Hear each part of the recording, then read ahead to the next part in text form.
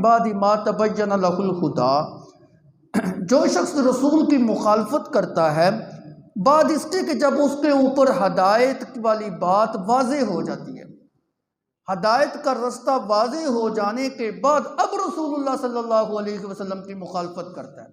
मुशाक़क़त कहते हैं ज़िद को, दुश्मनी को, मुखालफत को। अल्लाह रब्बुल इज़्ज़त ने इसके लिए हदायत का रास्ता जो है ना वो वाज़े कर दिया था। इसने इसके बाद रसूलुल्लाह सल्लल्लाहु अलैहि वसल्लम की मुखालफत की। चाहिए तो यही था कि ये अपना इकबाल जुर्म कर लेता और हद की लगवाने के लिए अपने आप को पेश कर देता। दुनिया के अंदर अगर हाथ इसका कट भी जाता, आखिरत की सज़ा से ये जो है ना बच जाता। अगर ये बंदा मुनसिफ मिजाज होता तो रसूलुल्लाह सल्लल्लाहु अलैहि वसल्लम के सामने आके इकबाल जुर्म करके अपने आप को सज़ा के लिए पेश कर देता। लेकिन इसने हदायत को वाज़े होने के बाद अब रसूल की मुखालफत कर रहा है। उल्टा जो है ना रसूलुल्लाह सल्लल्लाहु अलैहि वसल्लम के दीन को छोड़कर मक्के की तरफ जो है ना वो भाग रहा है और मुशरिकीन के साथ जो है ना वो जाके मिल रहा है। तो अल्लाह रब्बुल इज़्ज़त ने फरमाया जिस रास्ते का इसने इंतखाब किया ना, हम भी इसको उसी तरफ जो है ना वो चला रहे हैं। नुवल्लिही मा तवल्ला व नुस्लिही जहन्नम। दुनिया के अंदर जिस रास्ते का इसने, जिस गुमराही वाले रास्ते का इंतखाब किया है, हम इसको उसी तरफ जो है ना वो लेके जा रहे हैं। और आखिरकार अंजाम के एतबार से इसका अंजाम ये होगा कि नुस्लिही जहन्नम, हम इसको जहन्नम के अंदर गिराएं। तो इससे ये बात भी जो है ना, ये उसूल मुसलमानों के लिए सामने आया कि जिस वक़्त अल्लाह रब्बुल इज़्ज़त हदायत के रास्ते को वाज़े कर दें तो उसके बाद जो है ना इंसान के पास कोई उज़र बाकी नहीं रहता कि वो रसूलुल्लाह सल्लल्लाहु अलैहि वसल्लम की मुखालफत करे। तो मोमिन बंदे को चाहिए कि रसूलुल्लाह सल्लल्लाहु अलैहि वसल्लम के हुक्म की मुखालफत से अपने आप को बचाए।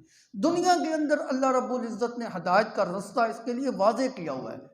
जैसे तीसरे पारे के अंदर अल्लाह ने फरमाया कद तबय्यन रुश्द मिनल गय, अल्लाह ने जलालत का और गुमराही के रास्ते को भी वाज़े कर दिया है और हदायत के रास्ते को भी जो है ना वाज़े कर दिया है।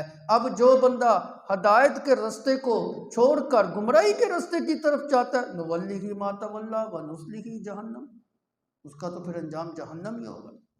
और उधर फरमाया कद तबय्यन रुश्द मिनल गय फमन यकफुर बित्तागूति व युमिन बिल्लाहि फक़द इस्तमसक बिल उर्वतिल वुस्क़ा, जो तागूत की इबादत को छोड़कर अल्लाह रब्बुल इज़्ज़त के ऊपर ईमान लेके आता है, उसने बड़े मजबूत करे को हाथ जो में पकड़ा है, तो इसका अंजाम जो है ना अच्छा होगा।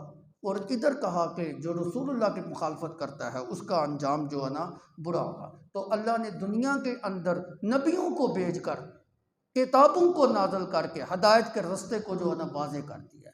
अब कोई रसूलुल्लाह सल्लल्लाहु अलैहि वसल्लम की मुखालफत करता है, दुनिया के अंदर भी ज़िल्लत उसका मुक़द्दर है और आखिरत के अंदर भी ज़िल्लत उसका मुक़द्दर है। कुरान पाक में अल्लाह रब्बुल इज़्ज़त ने फरमाया वमन यासिल्लाह व रसूलहू फ़क़द ज़ल्ल ज़लालन मुबीना, जो शख्स रसूलुल्लाह सल्लल्लाहु अलैहि वसल्लम की नाफरमानी करता है वो सिराहतन गुमराही के अंदर पड़ा हुआ है।